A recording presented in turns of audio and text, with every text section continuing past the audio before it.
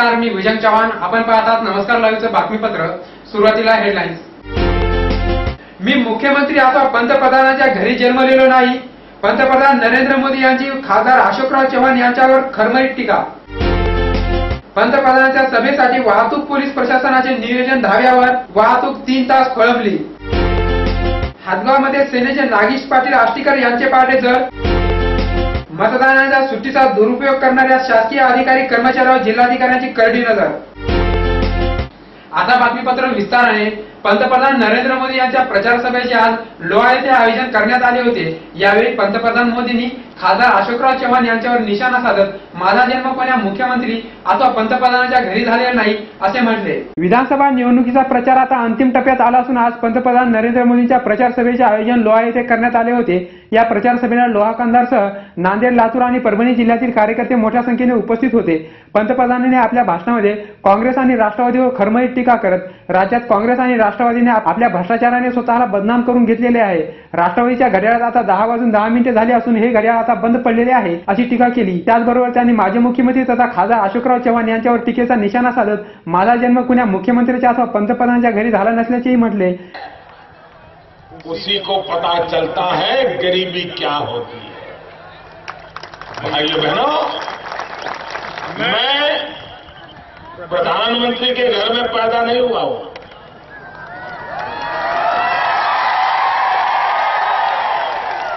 मैं मुख्यमंत्री के घर में भी पैदा नहीं हुआ हूं. मेरे पिताजी मुख्यमंत्री नहीं थे, प्रधानमंत्री नहीं थे, अरे वो म्युनिसिपैलिटी के मेंबर भी नहीं थे. मैं तो भाइयों बहनों आप ही की तरह एक सामान्य परिवार में पैदा हुआ और आज आपने मुझे यहां बिठा दिया है.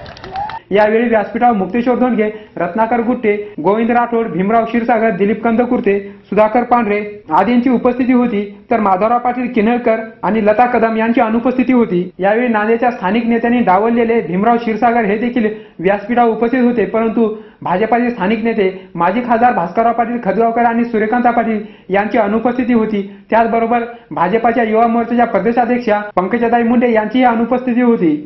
पंतप्रधान नरेंद्र मोदी यांच्या सभेला असलेली गर्दी पाहता पोलीस प्रशासनाचे नियोजन पूर्णतः कोलमडले होते.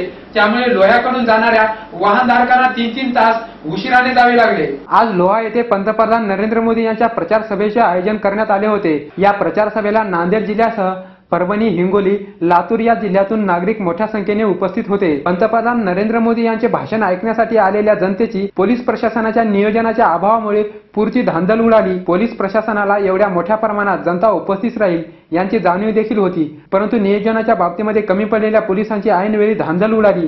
पत्रकारांना वेळेवर पासेसची सुविधा न मिळाल्याने पत्रकारांचा देखील त्यांना रोष ओढावून घ्यावा लागला. त्याचबरोबर नागरिकांची असलेली संख्या पाहता त्यांना बसण्यासाठी देखील बालाजी मंदिर परिसरातील मैदान कमी पडत होते. त्यामुळे नागरिक जवळपासच्या घरावर, छतावर जाऊन देखील बसले होते. वाहतूक शाखेच्या पोलिसांचे देखील नियोजन पूर्णपणे कोलमडले होते.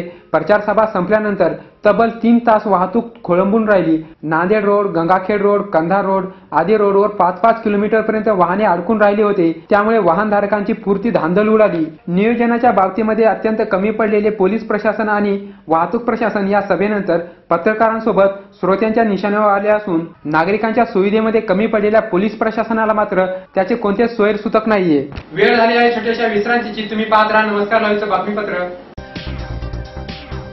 शुभेच्छा पाठवा सुंदर बुकेसह संपूर्ण भारतात आणि 190 देशात कुठेही बुके पाठवण्याची सोय फक्त फ्लॉवर अँड फ्लॉवर्सवर.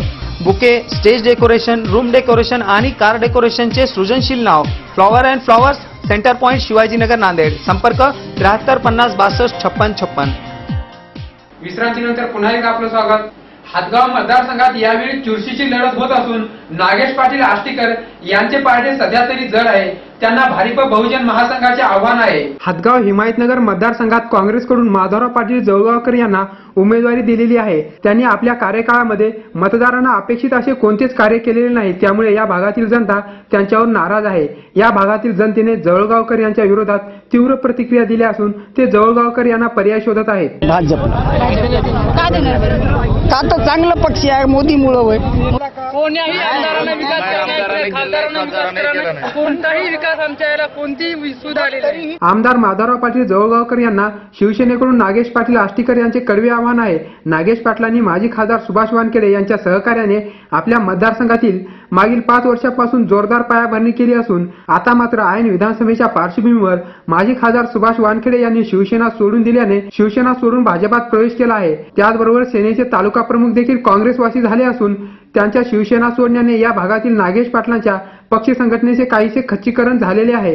आता भाजपाकडून सौभाग्यवती लता कदम यांना उमेदवारी देण्यात आली असून माजी केंद्रीय मंत्री सूर्यकांत पाटील यांनी देखील लता कदम यांच्या पारड्यामध्ये आपले वजन टाकल्याने हिंदुत्ववादी मतांचे या भागामध्ये ध्रुवीकरण झालेले आहे. मनसेचा उमेदवार देखील याच भागामध्ये असल्याने शिवसेनेचे मत विभाजित होणार आहे. तर दुसऱ्या बाजूने एमआयएमने या मतदारसंघात आपला उमेदवार उभा न केल्याने बसपाच्या जाकीर चौस यांचे वर्चस्व वाढलेले आहे.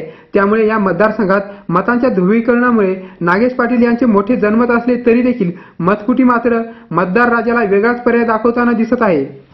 मतदानासाठी 15 ऑक्टोबर रोजी निवडणूक आयोगाने जाहीर केलेल्या अर्ध्या सुट्टीचा दुरुपयोग करणाऱ्या अधिकारी आणि कर्मचाऱ्यांवर जिल्हाधिकाऱ्यांची करडी नजर राहणार आहे.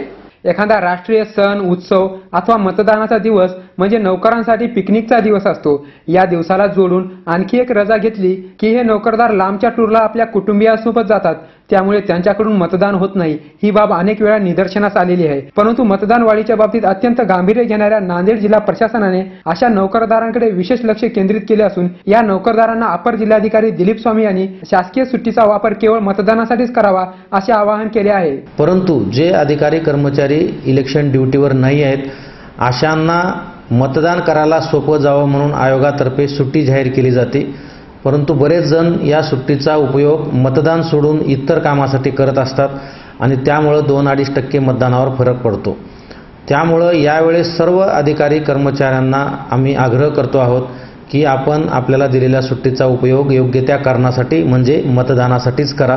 जिल्हा प्रशासनाने कितीही आवाहन केले तरी देखील नोकरदार या आवाहनाकडे दुर्लक्ष करून मतदानाला अनुपस्थिती दाखवणारच हे लक्षात घेऊन अपर जिल्हाधिकारी दिलीप स्वामी यांनी मात्र जे नोकरदार या सुट्टीचा मतदानासाठी वापर करणार नाहीत त्यांच्या कार्यालयातून अहवाल मागून संबंधित दोषी अधिकाऱ्यांवर कारवाई करणार असल्याचे त्यांनी म्हटले आहे. जिल्हाधिकारी महोदयांनी सर्व कार्यालय प्रमुखांना निर्देश दिलेले आहेत की मतदानाच्या दुसऱ्या दिवशी आपल्या संपूर्ण अधिकारी कर्मचाऱ्यांच्या बोटावरची शाई तपासून या अधिकारी कर्मचाऱ्यांनी मतदान केलं किंवा कसं याची खात्री करण्याबद्दल आणि त्याबद्दलचा अहवाल आम्हाला सादर करण्यासंदर्भात सूचना दिलेल्या आहेत.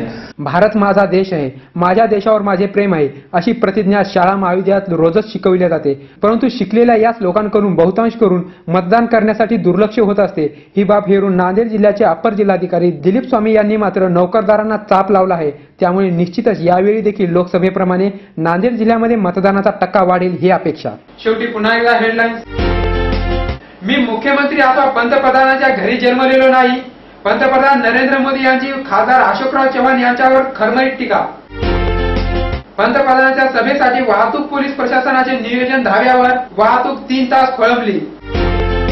हातगावमध्ये सेनेचे नागेश पाटील आष्टीकर यांचे पारडे जड. मतदानाच्या सुट्टीचा दुरुपयोग करणाऱ्या शासकीय अधिकारी कर्मचाऱ्यांवर जिल्हाधिकाऱ्यांची करडी नजर. आणि याचबरोबर नमस्कार लावूनचं हे बातमीपत्र संपलं. पुन्हा भेटूया. नमस्कार.